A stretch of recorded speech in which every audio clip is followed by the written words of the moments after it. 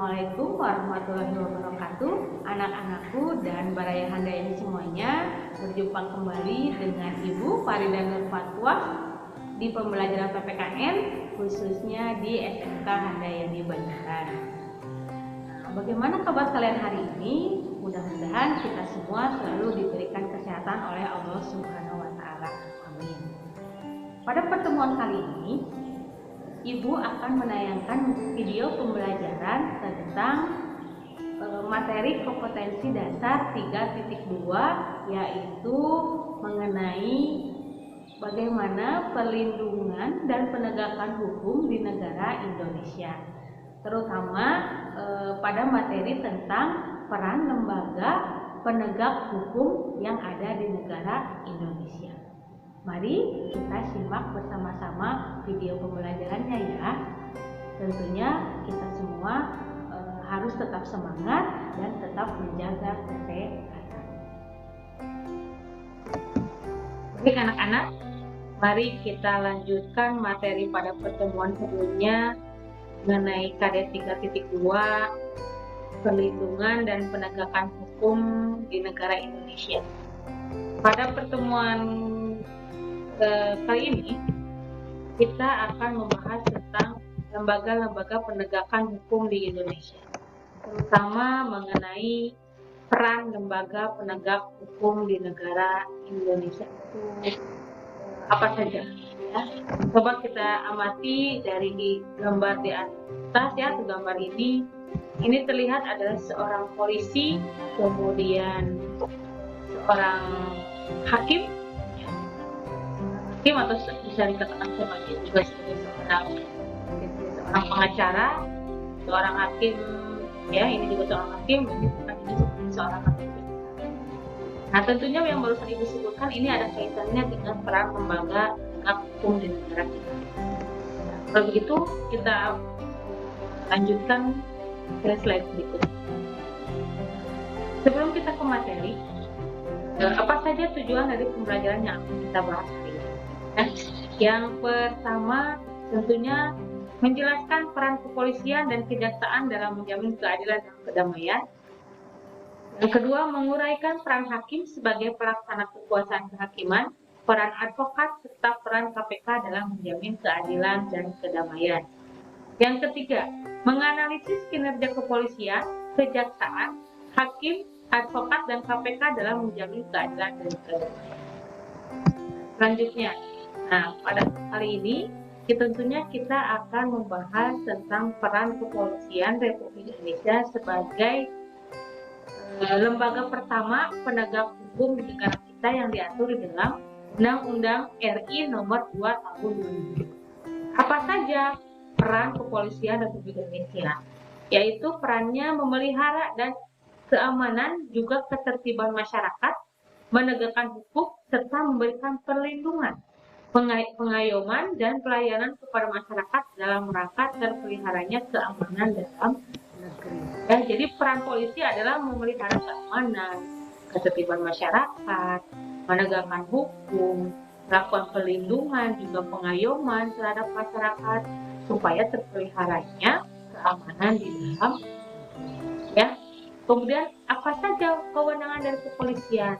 Yang pertama itu melakukan penangkapan ya, kemudian juga melakukan penahanan, penggeledahan dan penyitaan. Yang kedua, melarang setiap orang meninggalkan atau memasuki tempat kejadian perkara untuk kepentingan penyidikan. Jadi jika ada suatu kejadian atau peristiwa, nah polisi punya kewenangan untuk melarang setiap orang untuk mendekati atau memasuki kejadian perkara tersebut ya. Kewenangan yang ketiga, membawa dan menghadapkan orang kepada penyidik dalam rangka penyidikan. Yang keempat, menyuruh berhenti orang yang memang dicurigai dan menanyakan serta memeriksa tanda pengenal diri. Yang kelima, melakukan pemeriksaan dan penyitaan terhadap surat. Ya. Kemudian yang keenam, memanggil orang untuk didengar ataupun bahkan diperiksa sebagai tersangka ataupun ya. Demikian peran dari polisi dan kewenangan di Polisi Republik Indonesia yang diatur di dalam Undang-Undang RI Nomor 2 Tahun 2000. Selanjutnya, yang kedua adalah lembaga Kejaksaan Agung sebagai lembaga penegak hukum di negara kita. Ya, apa saja tugas dan wewenang dari Kejaksaan Agung? Di sini dibagi menjadi 3 tugas dan wewenangnya. Yang pertama di bidang pidana, yang kedua di bidang perdata dan TUN atau tata usaha negara, dan yang ketiga adalah dalam bidang ketertiban dan ketentraman umum. Yang pertama di bidang pidana ada sebagai penuntutan jaksa, atau ini jaksa agung ini punya hak untuk melakukan penuntutan terhadap orang terkena ya. Yang kedua, melaksanakan penetapan hakim dan putusan pengadilan yang telah memperoleh kekuatan hukum tetap. Yang ketiga, melakukan pengawasan terhadap pelaksanaan putusan pidana bersyarat, putusan pidana pengawasan, dan putusan lepas. Yang keempat, melakukan penyidikan terhadap tindak pidana tertentu berdasarkan. Nah, barusan adalah tindak pidana tugas ya, wewenang kejaksaan. Kemudian perdata dan TUN. Kejaksaan dengan kekuasaan khusus dapat bertindak baik di dalam maupun di luar pengadilan untuk dan atas nama negara atau pemerintah. Ya, jadi secara khusus tugas dan wewenang kejaksaan secara perdata itu punya kekuasaan khusus ya, baik di dalam maupun di luar pengadilan untuk atas nama negara atau pemerintah. Yang ketiga dalam bidang ketertiban dan ketentraman umum. Yang pertama, meningkatkan kesadaran hukum ya, kepada masyarakat. Yang kedua, melakukan pengamanan kebijakan dan penegakan hukum. Yang ketiga, pengawasan peredaran barang dan juga cetakan. Yang keempat, pengawasan aliran kepercayaan yang dapat membahayakan masyarakat dan juga negara. Dan yang kelima, pencegahan penyalahgunaan dan atau penodaan. Nah, semua tugas dan wewenang Kejaksaan Agung ini diatur di dalam Undang-Undang RI Nomor 16 Tahun 2000. Kemudian peran lembaga yang ketiga adalah peran dari hakim sebagai salah satu pelaksana kekuasaan. Di awal tadi sudah disebutkan seorang hakim, ya, terlihat gambar seorang hakim.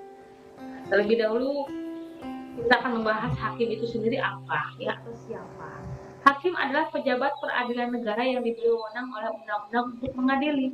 Untuk mengadili apa? Mengadili merupakan serangkaian tindakan hakim untuk menerima, memeriksa, dan memutuskan perkara hukum berdasarkan asas yang bebas, ya, tanpa ada tekanan, jujur, tidak ada yang ditutupi, terbuka, dan tidak memihak di sebuah sidang pengadilan. Ya, tidak memihak siapapun ya, baik itu saudaranya hakim atau bahkan orang lain yang tidak dikenal, ya, maka hakim di sini harus bertindak secara adil, ya, atau memutuskan perkara yang berdasarkan ketentuan undang-undang itu. Berdasar ini tentunya yang diatur dalam Undang-Undang RI Nomor 48 Tahun 2009 ya, tentang kekuasaan. Di sini urutan pengadilan tertinggi adalah Mahkamah Agung ya. Di bawahnya peradilan umum, kemudian peradilan agama, peradilan militer, dan yang terakhir adalah peradilan tata usaha negara atau pengadilan. Pengadilan secara umum mempunyai tugas untuk mengadili perkara menurut hukum dan dengan tidak membeda-bedakan wewenang. Ya. Selanjutnya yang keempat adalah advokat, peran advokat dalam penegakan hukum. Ya, lembaga advokat, atau lebih mungkin kalian lebih sering mendengar dengan seorang pengacara. Ya, si advokat itu adalah tidak lain adalah pengacara.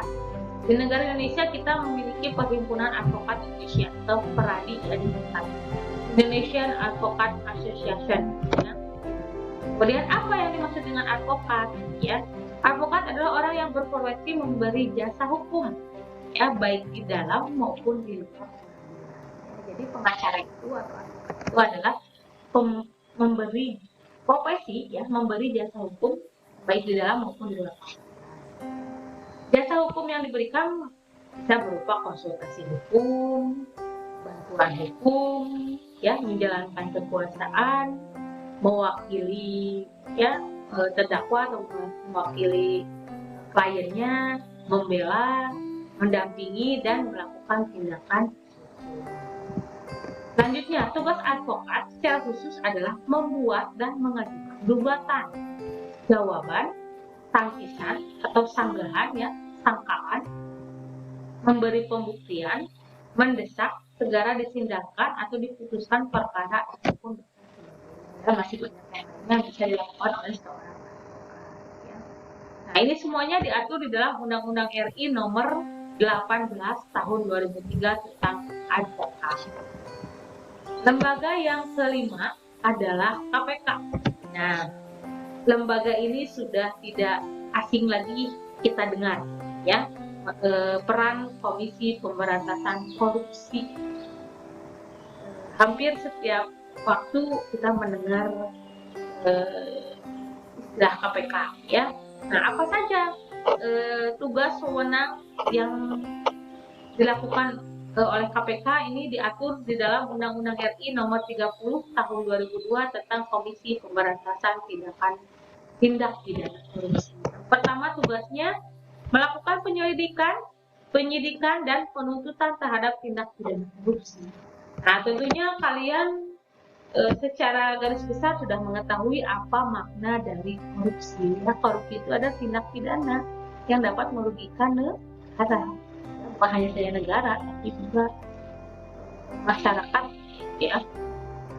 Karena korupsi tiada lain adalah memperkaya atau menggunakan fasilitas, materi ataupun yang lainnya yang bukan hak dari orang tersebut, ya.